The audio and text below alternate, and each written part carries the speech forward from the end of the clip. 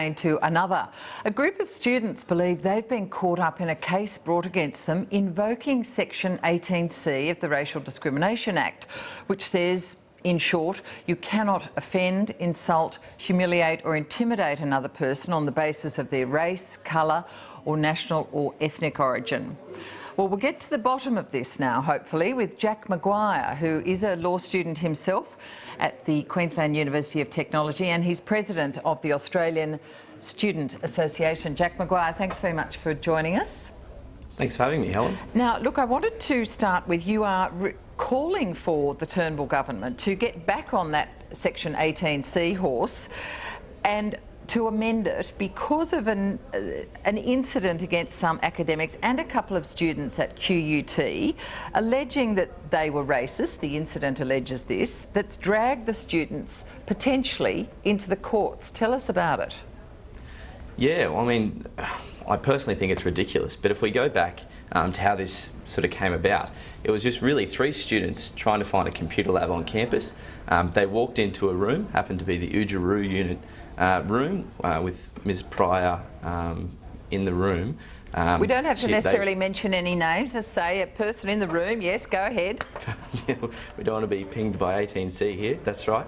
And they were asked whether they were Indigenous. They said no, and they were told to leave. So this ended up going back online to an online forum, and that's when the comments started that I guess brought this whole incident to light. All right, so the students posted comments on Facebook that were critical of them being asked to leave this computer lab inside a pretty specific Indigenous unit on the QUT campus. Is that right?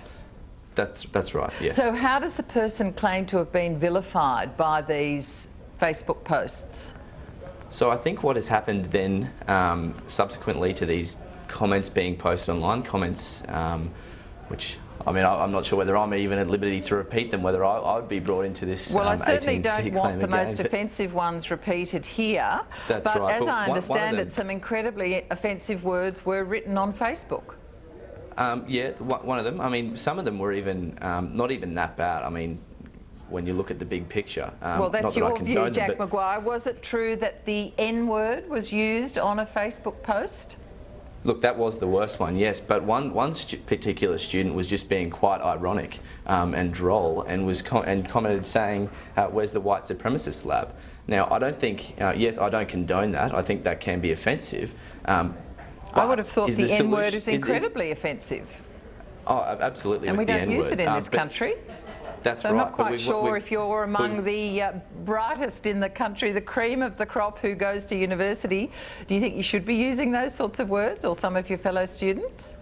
No, absolutely not. But the question here that needs to be answered is, how do we address this? Should this be taken to court? Should these students be facing penalties of upwards of $5,000 or going to the court now and being sued for $270,000? No, I don't think so. I think what should be happening is that those comments should be opened up to the, I guess, the marketplace of ideas and comments, and they should be come down upon harshly in things like the media, in things like public forums. But it's not the place of the government or the legal system to say what students can and can't say. Well, there are laws of the land, and this is one of them that indeed says what you can and can't say.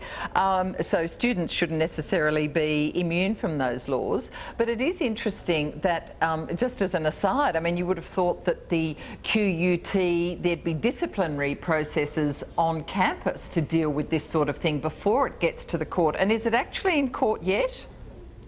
Yes, it is in court, so it's probably not too wise to go into too much of the detail in that regard. All right, so basically the students, if I'm to understand this is an Indigenous unit. They asked if they could use some computers that weren't being used at that time. They were then asked were they Indigenous, and they were stopped from using those computers. So as I understand, the students are sort of arguing that that is segregation. Is that right? I guess you could say that. I think they were just more shocked that they didn't know a place existed on campus like that. It was then the students who did end up getting in trouble were subsequently the ones making the comments further down. Right. Yeah. Yeah, so they were being quite offensive in some of those comments, and Facebook is a very public medium, as we know. But Helen, the interesting thing is you mentioned one of the comments, which I would agree is the most offensive, mentioning the N-word. One of these students even has compelling Facebook evidence to suggest that it wasn't even him making those comments, that it was actually a fake account.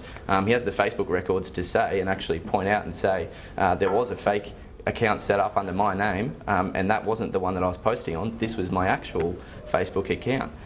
So again, the fact that it's even reached this far is beyond belief. It should have been dealt with at a university level, and it should have been just left at that. Would you think that if students, say law students, walked into the French department or the science department and tried to use their computers and were told, well, if you're not a science student or a French student, well, no, you have to go elsewhere, you have to go to the library, is that exactly the same, isn't it? Well, that's exactly right, and I think it's quite interesting. Of course, if you walked into any of those spaces, you would be allowed to use them, and no one would ask you, are you an international student? No, I'm saying you probably wouldn't be allowed to use them if you're not a French student. You wouldn't be allowed to use them in the French lab. Anyway, the point is that the students felt very up in arms, is that right? And they went and wrote some pretty nasty things on Facebook, and now they find themselves in court. Now, why shouldn't they be subject to the law of the land like everybody else? You can't just say what you want.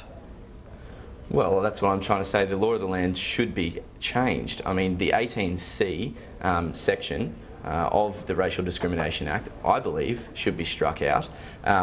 If not, I think the middle-of-the-road approach for the Turnbull government would be to at least amend that particular section and strike out the words offend and humiliate, just because they are so subjective. Well, of course, you know, and you would remember that the Abbott government had to back down from their controversial desire to change 18C not that long ago. You're asking them to go back on the same road.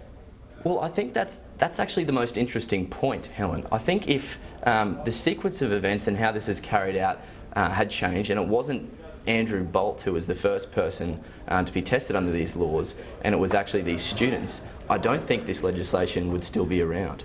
All right, one other thing, I mean, you're essentially seeking protection for freedom of speech, but you don't seem to want the other person who feels vilified to have any protection. Well, you I want just think this section struck out, you said?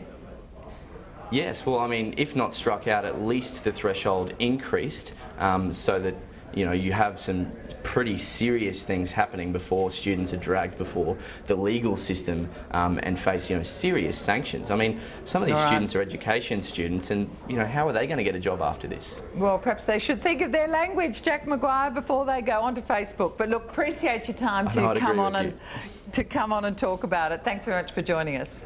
Thank you very much, Helen.